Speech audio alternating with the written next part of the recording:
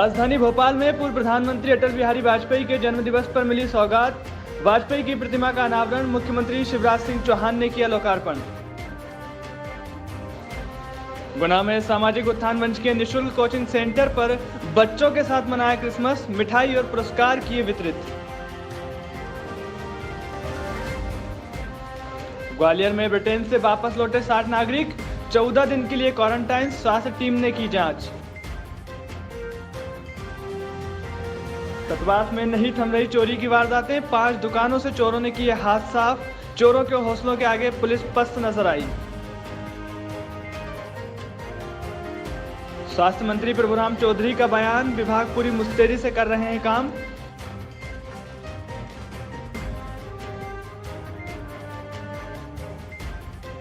नमस्कार, संवाद न्यूज में आप सभी का स्वागत है। मैं हूं हेमसागर राठौर और आइए बढ़ते हैं आज की बड़ी खबरों की ओर। सतवास नगर में चोरी की वारदातें थमने का नाम नहीं ले रही हैं।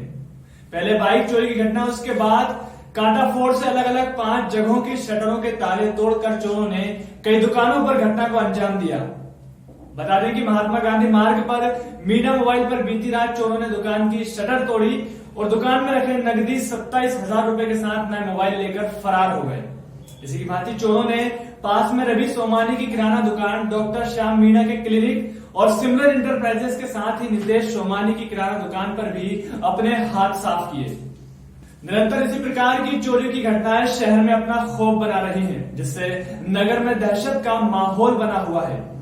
आपको बता दें कि चोरी की घटना में अंजाम देने वाले सीसीटीवी फुटेज में अपराधियों की संख्या 5 दिखाई दे रही है।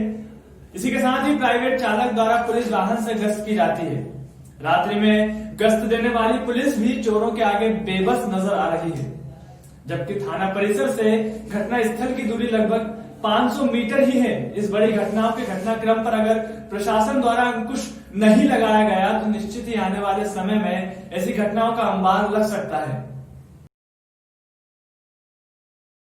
कल रात्रि में जो है नंदलाल बारवाल की मोबाइल दुकान है कांटा फोड़ में, मीना मोबाइल के नाम से, उसकी दुकान के शटर और आसपास की जो दुकानें हैं, ओम प्रकाश, सिमरन, नितेश, श्याम, इनकी दुकान के भी आसपास में शटर उचका के घटना हुई है। इस संबंध में जो है नंदलाल की रिपोर्ट में प्रकरण पंजीबद्ध कर लिया गया है। वहाँ सीसीटीवी फुटेज है, कैमरे लगे हैं, उनकी फुटेज के आधार पे जो है आरोपियों के पहचान करके शीघ्र गिरफ्तारी के प्रयास किए जा रहे हैं। सिंगरौली जिले के सामुदायिक भवन में पूर्व प्रधानमंत्री स्वर्गीय अटल बिहारी वाजपेयी के जन्मदिन के अवसर पर आज किसान सम्मान निधि का आयोजन किया गया, जिसमें प्रधानमंत्री नरेंद्र मोदी द्वारा वीडियो कॉन्फ्रेंसिंग के माध्यम से कार्यक्रम में उपस्थित हजारों किसानों को संबोधित किया। साथ ही एक क्लिक के माध्यम से 9 करोड़ किसानों के खाते में 18,000 करोड़ रुपए ट्रांसफर किए गए। अपने संबोधन में प्रधानमंत्री ने कहा कि विपक्षी पार्टियां भ्रम फैला रही हैं। नया किसान कानून किसानों के हित में है, इससे किसी को भी नहीं डरना चाहिए। बता दें कि कार्यक्रम में भाजपा के वरिष्ठ नेता, कलेक्टर सहित जिले के प्रमुख अधिकारी भी उपस्थित रहे। वहीं सिंगरौली विधायक ने कहा कि कांग्रेस सहित विपक्षी पार्टी राजनीति कर रही है और भ्रम फैला रही है, और किसानों से कहा कि विपक्षी द्वारा फैलाए जा रहे झूठ से सतर्क रहें। प्रधानमंत्री के संबोधन के बाद लाडली लक्ष्मी योजना के हितग्राहियों को चेक भी वितरित किए गए और किसानों को ऋण पुस्तिका भी वितरित की गई।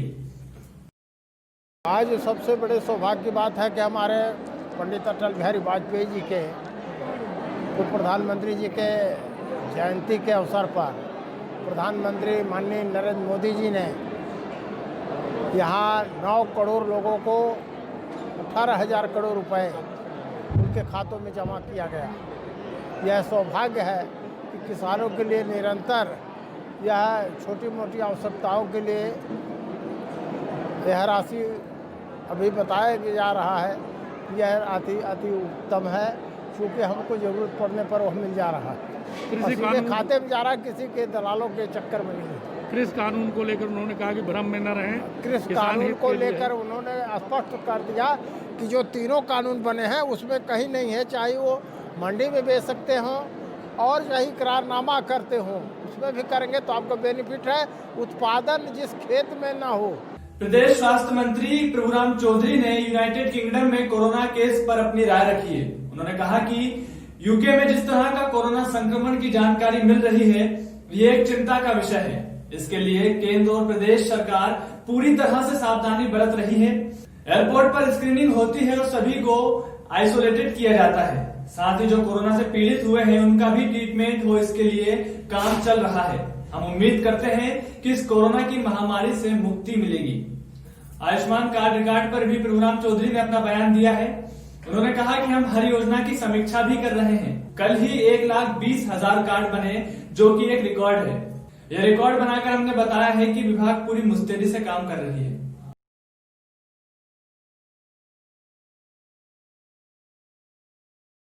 सख्ती के निर्देश दिए सरकार ने पूरी तरीके से सख्ती से। कोई जो होम आइसोलेशन में है वो कहीं बाहर ना निकले, और अगर कोई भी निकलता है तो उसको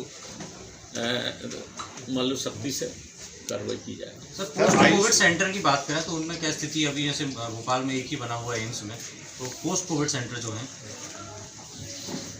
पोस्ट कोविड सेंटर ऐसा है कि जो लोग स्वस्थ हो जाते हैं, अगर कोई किस तरीके से उसमें कोई दिक्कत होती है तो उसको रखकर उसको प्रॉपर रूप से उसका ट्रीटमेंट किया जाता है। सर, आयुष्मान भारत कार्ड को लेकर सर एक बड़ा रिकॉर्ड मध्य प्रदेश ने बनाया। एक दिन में 1,20,000 कार्ड बनाए, करोड़ की संख्या पार हो गई है। स्वास्थ्य विभाग हर योजना के क्रियान्वयन में और स्वास्थ्य की दृष्टि से मध्य प्रदेश के लोगों को स्वास्थ्य का सुविधाएं मिले, मैं स्वयं, हमारे माननीय मुख्यमंत्री जी पूरी तरीके से हर योजना की समीक्षा भी हम लोग कर रहे हैं, और पूरे ग्राउंड लेवल पर लोगों को उसका लाभ मिले, उसके लिए हमारा प्रयास जारी है। और जहां तक आयुष्मान कार्ड की बात है तो अप्रैल तक हमारे 1,41,00,000 लोगों के कार्ड बने थे, और इस कोरोना काल में इसमें लॉकडाउन भी रहा। ग्वालियर में वन्य जीवों के पार्ट्स की तस्करी करने वाले 2 लोगों को पकड़ा है। ये लोग अपनी दुकान से वन्य जीवों के पार्ट्स की तस्करी करते थे। इनके पास से 8 वन्य जीवों के पार्ट्स मिले हैं। वहीं अधिकारियों ने पार्ट्स के डीएनए कराने की बात कही है और पकड़े गए आरोपियों से पूछताछ में जुट गई है। दरअसल मुरार के संतर बाजार में भूरा अंसारी और उसका एक अन्य साथी आयुर्वेदिक दुकान को संचालित करते हैं। इसी दुकान की सूचना वन विभाग के अधिकारियों को मिली थी कि यहाँ इस दुकान पर वन्य जीवों के पार्ट्स मिलते हैं। तभी अधिकारियों ने एक टीम बनाकर मुरार स्थित दुकान पर छापा मारा। छापे के दौरान टाइगर के दांत, पैंथर के दांत, भालू के नाखून, उल्लू के नाखून और समुद्री सिफेन के अलावा अन्य जीवों के भी पार्ट्स मिले हैं, जिसकी कीमत करोड़ों में आकी जा रही है। बता दें कि वन अधिकारी दोनों को पकड़कर वन विभाग ले आए हैं, जहां उनसे पूछताछ में पता चला कि इन जानवरों के पार्ट्स को हिमाचल से लाया जाता था। फिलहाल पकड़े गए आरोपियों से वन अधिकारियों ने पूछताछ शुरू कर दी है। अधिकारियों का मानना है कि पकड़े गए आरोपियों से और भी कई बड़े खुलासे हो सकते हैं। देखिए, आज हमें खबर मिली थी कि यहाँ पे मुरार में जो है एक दुकान में जो है फॉरेस्ट प्रोडक्ट्स में वाइल्ड लाइफ आर्टिकल्स में ट्रेड किया जा रहा है। तो उसमें जो है एक एनजीओ की मदद से हमने जो है साथ में गए, वहाँ पे जो है कुछ आर्टिकल्स के लिए ऑफर दिया गया। वो जो है जब उन्होंने प्रोवाइड किया तो हमने वहाँ से जो है रेड डाला और उसको सील कर दिया। वाइल्ड लाइफ आर्टिकल्स को यहाँ पे लेके आ चुके हैं और फिर यहाँ पे उसकी जांच की जा रही है कि क्या क्या आर्टिकल्स अवेलेबल हैं। ब्रिटेन में फैले स्ट्रेन संक्रमण के बाद ग्वालियर के 60 निवासी वापस लौटकर आ गए हैं, जिन्हें क्वारंटाइन के बाद स्वास्थ्य की टीम जांच करने पहुंची थी। लेकिन गनीमत यह है कि उन्हें इस तरह का संक्रमण इन सभी में नहीं मिला है, जिसके बाद स्वास्थ्य विभाग ने राहत की सांस ली है। तो वहीं स्वास्थ्य की टीम ब्रिटेन से लौटने वाले और लोगों पर भी नजर रखी हुई है। दरअसल ब्रिटेन में स्ट्रेन संक्रमण फैल जाने के बाद 12 दिसंबर को ग्वालियर के 60 निवासी वापस ग्वालियर लौट आए हैं, जिसकी लिस्ट स्वास्थ्य विभाग को मिली थी और इनके पास आने के बाद सभी को 14 दिनों के लिए क्वारंटाइन किया गया है। इसके साथ ही सभी की जांच भी कराई जा रही है ताकि संक्रमण का भी कोई लक्षण सामने आने पर जरूरी उपाय किए जा सके। लेकिन ब्रिटेन से लौटे इन सभी 60 यात्रियों में जांच के दौरान कोई लक्षण नहीं मिले हैं, जिससे कोई डर का माहौल नहीं है। आपको बता दें कि विदेश में से भारत लौटने वाले नागरिकों में जितने भी 1 महीने में लौटे हैं, उन सभी को लेकर भी प्रशासन सतर्क हो गया है। हाँ, करीब हम लोग को सूची मिली है, उसमें 8 पहले आई थी और 52 लोग की बाद में आई है। तो अगर 60 लोग हैं अपने ग्वालियर में विभिन्न क्षेत्रों में जो इंग्लैंड से लौटे हैं, और उसमें अच्छी बात यह है कि आज हमारी टीम गई हुई थी, सबका RT-PCR सैंपल लेना। तो मेजॉरिटी जगह से मतलब मेरे ख्याल सभी जगह से ये फीडबैक मिला हम लोग को कि किसी को कोई लक्षण ही नहीं है, कोई सिम्टम नहीं है, ना तो उनको ना उनके घर में किसी को है। शमशाबाद पुलिस को उस समय बड़ी सफलता मिली जब मुखबिर ने सूचना दी कि एक युवक पिपलाधार चौराहे के आगे कट्टा रखे घूम रहा है। पुलिस तुरंत हरकत में आई और थाने से एक टीम मौके के लिए रवाना कर दी। इस पूरी टीम को सब इंस्पेक्टर गौरव रघुवंशी लीड कर रहे हैं। आपको बता दें कि विदिशा शमशाबाद रोड पर आयशर पेट्रोल पंप के पास से बासोदा निवासी आरोपी को धर दबोचा है। युवक के पास से एक देशी कट्टा, एक जिंदा कारतूस बरामद किया है। फिलहाल पुलिस ने अपराधी को जेल भेज दिया है।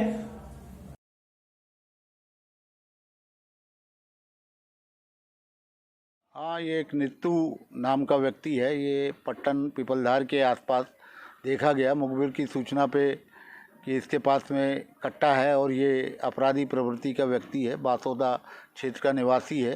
पूर्व में इसका काफ़ी आपराधिक रिकॉर्ड भी है। इसको काफ़ी मशक्क़त से और घेराबंदी करके हमारी टीम ने पकड़ा है, जिसमें गौरव रघुवंशी, प्रेम नारायण शर्मा जी और अन्य स्टाफ के लोग, मिथुन ठाकुर, इन लोगों ने इसको पकड़ा और इसके पास से एक देसी कट्टा अवैध रूप से रखे हुए पाया गया। एक जिंदा कारतूस भी इसके पास में मिला।